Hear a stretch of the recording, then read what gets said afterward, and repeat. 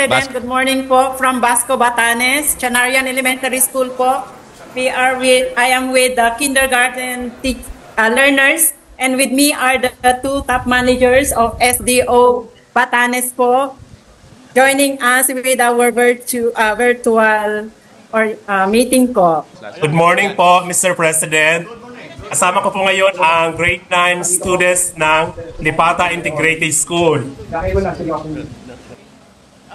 Kami po yung isa sa pinakamalayong school ng SDO Camarines Sur, the farthest facing Pacific Ocean. Nasa isla po kami.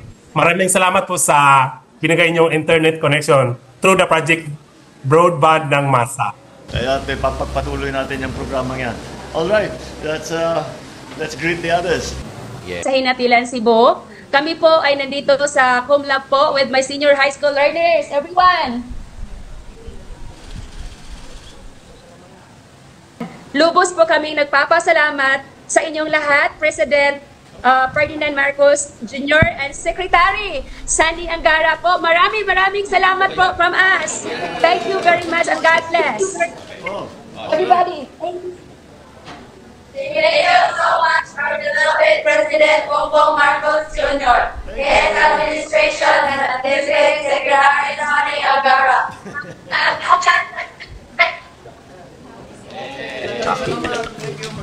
So much.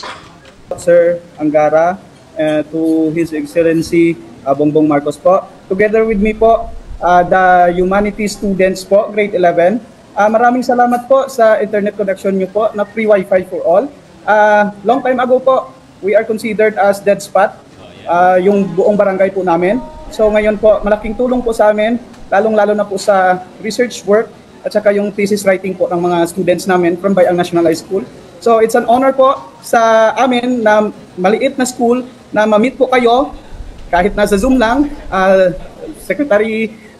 DepEd Secretary Angara, na natatanaw ko lang po kayo sa TV noon. So ngayon, I am personally talking to you, sir.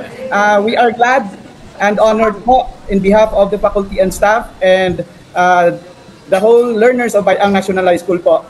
Thank you so much po and God bless you. God bless you po. Hello, good morning. We're 2 hours away from Butuan in Agusan Norte, sir, and we crossed 2 rivers to get here. So this is an IT school, sir. They got their electricity first Monday, thanks to the quick work of NEA and DOE, sir. Sec Henry, good morning. Morning, Sec. Thank you, sir. Thank you. Magpapasalamat lang sila Gov Angel here. I'll give it to them, sir.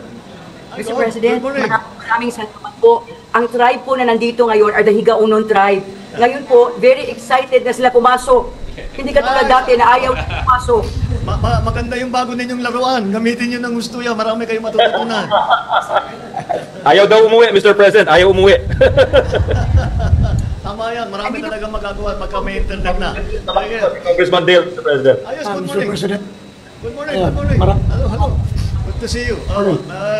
Pararamihin pa natin ito, especially Gida areas. Nasa geographically isolated and underserved areas. Yeah. Sir, just for your information, we signed the MOA with the Admin Nani and Sec Popo February 22, and now they've rolled it out. This is the first school. After the successful launch, they will roll out simultaneously. I'll let Admin Nani explain it, sir. Good morning, Mr. President. Good morning. I committed to Sec Sani that 295 last mile schools will be covered and rolled out within the years, Mr. President. Oh, fantastic. Those are the kind of numbers we like to hear. Thank you. Well done. Thank you, Mr. President. Thank you, Mr. President. Thank you, Sec Henry. We're working towards 100% connectivity by the end of the year. Yeah. Thank you, sir. Thank you po. Very good. Thank you. So, last two. North Cotabato, Mindanao. Yes. Hello po, Mr. President. Good morning po. Good morning, good morning. Good morning po sa ating kagalang-galang na Pangulo, sa ating Secretary ng Department of Education, sa Secretary po natin ng DICT po. Sir, thank you po sa project na Free Wi-Fi for All. So, nagagamit na po namin ng mga bata, saka lalo-lalo ng ating mga teachers na mag-update ng kanilang mga learning materials po para maragdagan yung kanilang pag-aaral, lalong-lalo na ngayon na kailangan naming makahabol sa mga makabagong teknolohiya ng ating mga kabataan. Kahit na nasa remote area kami, yung paralan namin ay nasa the farthest barangay of our municipality in Makilalan, North Cotabato. Malaki pong tulong. Dati-dati po, yung ano kami nagsignal. Kami po ay isa sa mga victim po ng 2019 earthquake. Yung mga learners namin at grade 4, grade 5 and grade 6 nasa TLS po, temporary learning center po. Sana po mabigyan po kami ng additional na classroom building po para makiter po yung mga bata namin na nasa TLS po ngayon. Sana po ito po yung pangailangan namin, Mr. President. Humingi po kami ng dagdag na tulong at napapasalamat kami sa mga biyaya namin natanggap, yung sa free wifi for all at saka yung sa set of computers po, laptop na binigay po sa amin. Maraming salamat po. Mabuti naman at natutuwa kami na hindi lamang ang mga estudyante at saka eskwelahan ang nasiservisyohan at nagagamit din yung wifi natin sa ibang bagay. Maraming salamat. Sige, pagpatuloy natin yung programa. Good morning po. Good morning. Mahal namin Pangulo Pito Santos at saka sa ating mahal na Sekretary ng Department of Education, Sani Angara. Kami po dito sa Cabawa Elementary School. Ang Cabawa Elementary School nga pala isang island school sa Siargao. Siargao ng Siargao Division. So, kami po ay puso na ito pasalamat. Ito nga pala kasama ko ngayon ang mga estudyante ng grade 5 at saka grade 6. At saka ang mga guro ng Cabawa Elementary School at some of the barangay officials. Gusto kasi nilang makita kayo. Nandito ang mga barangay official, mga konsyal ng barangay, Mahal na Pangulo. Magandang umaga sa inyo. Magandang umaga. Oo, kasama. Oo.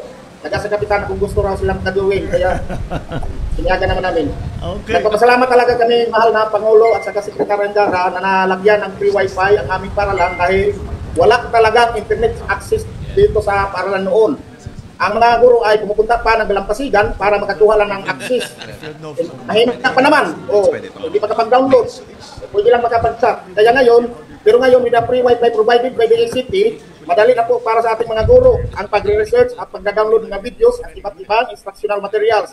At isa rin po, Mahal na Pangulo, kung pwede po at saka Sekretary Angara, pwede kaming makahingi ng mga table and chairs para sa aming mga kabataan. Dahil sa ngayon po, yung mga lumang answers lang po ang gamit nila na yung iba ay sira na. Kinukumpuni na lang ng mga magulang at ng barangay official ng magbrigada eskwela.